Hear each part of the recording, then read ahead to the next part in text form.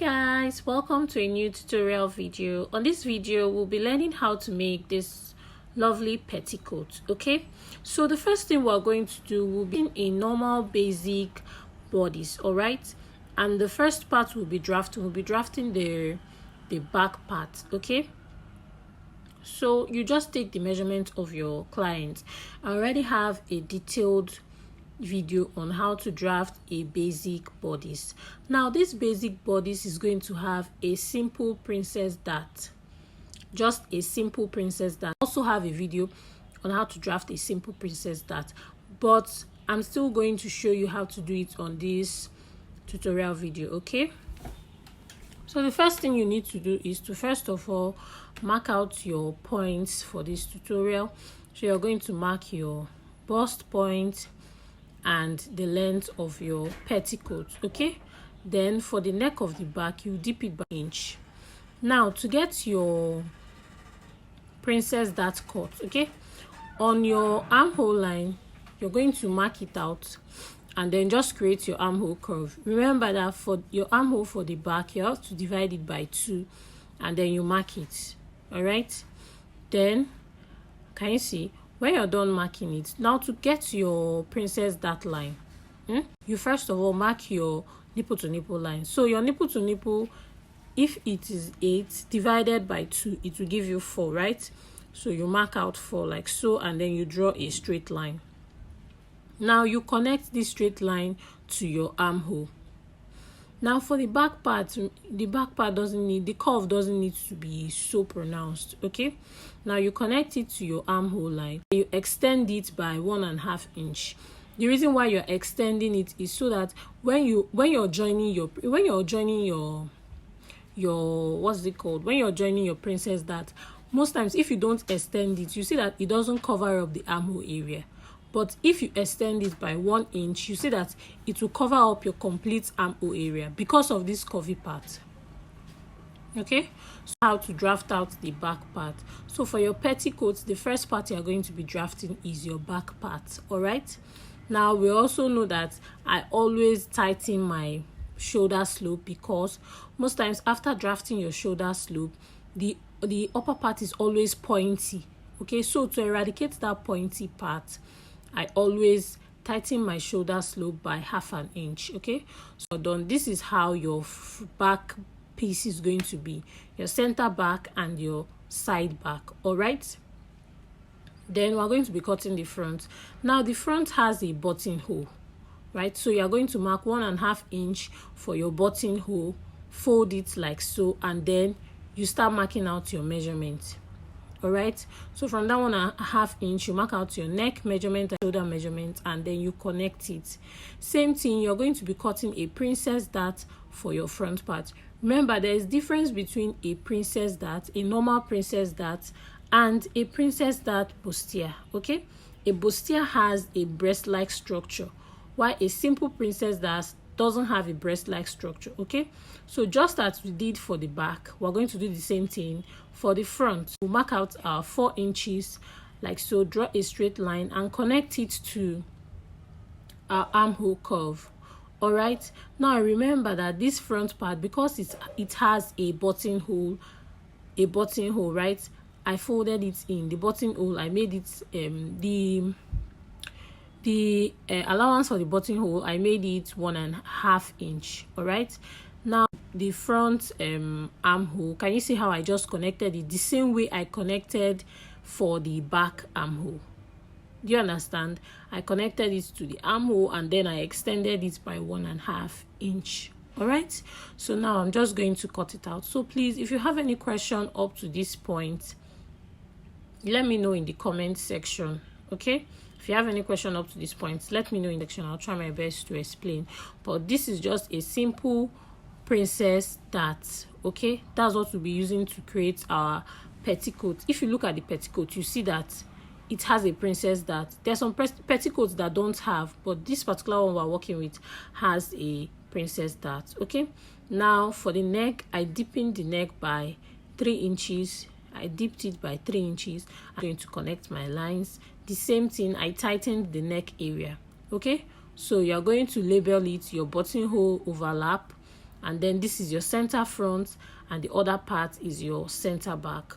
I hope you understand. So as we are done drafting, the next thing we're going to do now is to cut on our fabric. We're going to be cutting on our fabric. Okay, so when you're done drafting, when you're your fabric, you're going to cut out when you're cutting it out, you're going to make like 1/2 inch sewing allowance. Remember, for this tutorial I've already added my allowance on my measurements, so the only allowance I'm adding on the fabric is the sewing allowance, just 1/2 inch, the joining allowance. Let me put it like that. Okay, so you just trace out your material from turn like so. Just cut it out. Please remember to notch that buttonhole overlap. Remember to notch it. So we're done with the center front and the center back. Now the first thing you're going to do is to first of all join the princess dart area. When you're done joining the princess dart area, then for this tutorial I'm going to be using facing. You cut out your facing and then you turn up your neck. You cut out your facing and turn up your neck area.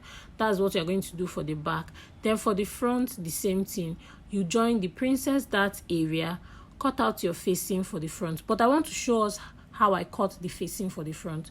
So now if you're making a petticoat and you don't want to use lining, right? To cut out your facing, you get your material. So I just want to show out the facing now. Okay, now you get your material on fold and then you place the front part like so. Can you see? Because we are cutting the facing for the neck part. Remember, you place your front part on top of the material you'll be using for your facing like so, and then you cut straight from that buttonhole overlap. You cut it straight down. Do you get? You cut it straight so. Can you see? And then you open it up. So for this tutorial, my facing was short, was small, but you can make your facing long up to the end. Okay, but this petticoat is just the simplest form of petticoat. Very simple. You can make it without a lining. That's what I'm trying to say. Okay, so now when you cut it and you fold your buttonhole in, you have to fold it in, right? So this is how you're going to place your facing. Can you see? So the first thing you're going to do first is you're first of all going to join the straight part of your facing on the buttonhole. Do you get? You're going to first of all join the straight part of your facing on your buttonhole. Can you see? And remember to notch the beginning of your buttonhole. Can you see I notched the upper part? So you fold your buttonhole like so, and then you place your facing and then you join it straight down. So this is also applicable if you want to use a lining too. You join it straight down. Okay, so I'm done joining it straight down. I wanted to show us how it looks like this. Can you see? And then you fold it in. Now that place you notched is guide you on how you're going to fold it in to cover up your neck part. So when you're done, can you see how it is? Can you see how it's looking for the back part? Can you see how I joined it? Now I'm going to flip it up and you're going to see how neat. Can you see how neat the neck part is and the facing area? So now for the remaining part, because I didn't use a complete facing, right? I'm just going to fold it in to a neat finishing, and then I'm going to sew straight down, right? Please always remember that notched part is going to be at the midpoint. All right, so when you're done, this is how your front part is going to be. Please always remember to iron. Now I'm going to pin my buttonhole facing on top of each other, right? So I'll advise that you pin it on top of each other so when you are joining your dress, is going to give you the correct measurement. Most people don't pin theirs on top, and when they are done joining, you see that they could not button their clothes properly. The dress will be too tight. So when you're done, you have to join your shoulder. I already have a video on how to make a neat shoulder. You're going to use the back part of your facing to the front part of your shoulder, and then it's going to give you this neat finishing.